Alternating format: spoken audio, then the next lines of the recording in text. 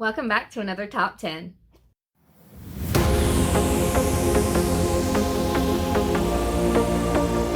Today we're going over our top 10 gardening hacks, things that might help you that you weren't aware of, especially if you're a novice gardener. Tip number 1, always plant marigolds next to your tomatoes. If you have a problem with something like hornworms or some sort of pest, marigolds tend to deter that, so it's really helpful to plant them next to each other, and you don't have to worry about them having any cast-offs or anything that's going to damage the plant in the meantime. Number 2, don't forget to plant something that's dependable. Whether or not you're unsure if one plant or another is going to do well, always try and plant something that you're going to feel certain is going to come up. I plant tomatoes every year. Even though I don't eat all of them, I give a bunch of them away, I sell a bunch of them, whatever.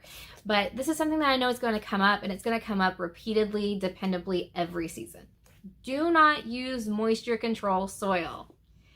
Unless somebody in your garden center who is extremely knowledgeable, or somebody who is an avid gardener who has done this multiple times can tell you to use it, I really highly, strongly recommend don't do this. I made the mistake one year. All of my plants kept dying of root rot. They were looking really sad, really, especially my succulents. They just looked awful, and I could not figure out why. Well, come to find out, it was because I was using a moisture retention soil. It has these little beads in it, almost like, I'm not really sure, but they didn't help my plants at all. In fact, it made them really droopy and really sad, and they didn't grow to their full potential. If you are doing a raised garden, put the cardboard box in the bottom of the bed. Before you put any soil in this raised garden, make sure that you put cardboard all over the bottom of this area, because it will not only help squash out your grasses and the other things that you don't necessarily want growing up in there, it's going to bring in all of the worms and the things that you want in the dirt to make your soil more nutrient rich and healthy for your plants to grow. I personally recommend doing fresh soil yearly. This is another one of my gardening hacks. I like to replace the soil because depending on what was grown in it previously, I'm not doing a whole bunch of big agricultural things, so I don't need like cover crops and stuff like that. That's more of like a large scale kind of thing. I'm just doing a little vegetable garden each year, so something that I like to do is I like to replace my soil yearly. Use ladybugs and other good critters in your garden.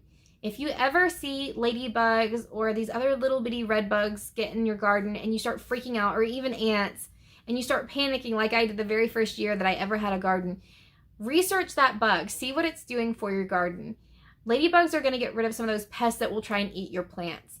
Ants can help get rid of aphids. So make sure that you are researching the critters that are in your garden and if they're actually beneficial, because they might very well be. Use physical barriers over chemical barriers. I don't like putting chemicals on my plants if I don't absolutely have to. Like I mentioned before, ladybugs are a big help, but sometimes it's impossible to use something to keep a deer or a rabbit out of your garden. It's really frustrating, I know. And so many times people have tried like putting hair clippings in their garden to try and deter it. It doesn't work. Trust me, I've tried. I worked in a salon. These people would tell me that does not ever work. So just keep in mind that you might have to put a little bit of chicken wire or something around your fence, your garden, in order to keep all of those critters from actually getting into and destroying your beautiful vegetables or flowers. Don't forget to deadhead your plants, and don't be afraid to deadhead your plants. There are some plants like hydrangeas that they do not need to be deadheaded. You need to leave them alone and let them do their thing. Make sure you know which plants you should deadhead. But with a plant like a geranium, you should constantly be out there deadheading that plant left and right. I know sometimes it's hard, you're a little afraid, you're a little nervous, but go for it, okay? Just deadhead it. I'm not saying prune them back, I'm not saying knock everything down, but do get rid of those wilted flowers, because all that they're doing is they're just taking up nutrients that could be going to the healthier parts and producing more new growth of that plant. Don't be afraid to strategize the way that you are pruning back a plant. So for example, with tomato plants, sometimes it's okay to trim off some of those excess leaves that are going around just to direct all of those nutrients towards the fruiting part of the plant. I do this constantly as my tomato plants start to grow up at first.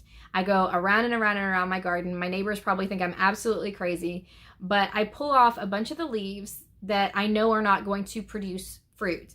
So I pull those off, and that way all of the nutrients that are coming up from the soil, all of that water is going directly to the fruiting part, and that is where I want all of that good, wonderful, healthy stuff to go so that we get delicious, wonderful tomatoes in our garden. Don't be afraid to reconsider what you would call a weed in your garden. Some of those weeds are actually beneficial and they can be used. Now, if it's like grass and it's just choking out all of your other plants, feel free, just get rid of that junk. Like, it's fine. But if it's something like plantain that's growing in your garden, keep that, use it. You can use that for your herbalism needs. And if you're not an herbalist, I understand getting rid of it, and that's fine. But maybe see if there's somebody nearby who's interested. Like me, I want all of the dandelions. I have none. All I have is something that's similar to a dandelion, and it doesn't do the same thing. But anyway, those are our top 10 gardening hacks. Have a good one.